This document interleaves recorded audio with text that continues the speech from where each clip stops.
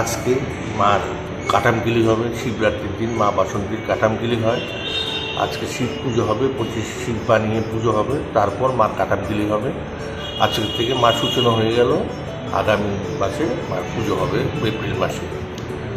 আজকে মার কাঠামকিলি হবে বাসন্তী দেবী। কত তারিখ পুজোটা? কত তারিখ পুজোটা? এপ্রিলের 4 তারিখ থেকে পুজো হবে মা বাসন্তী।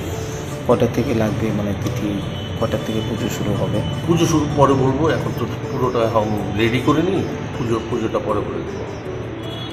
তবে আজকে আজকে কাঠামকিলি মা। নিয়মটা কি? নিয়ম এখানে কাঠামকিলি হবে, পায়রা বলি হবে, তারপর সেই পায়রা রক্ত দিয়ে মার কাঠামকিলি করবে। ঠিকই হ্যাঁ, শিব পুজো আগে হবে, তারপর হবে কাঠামকিলি। এটা কি মহারাজার আমল থেকে? রাজামল থেকে চলে আসে।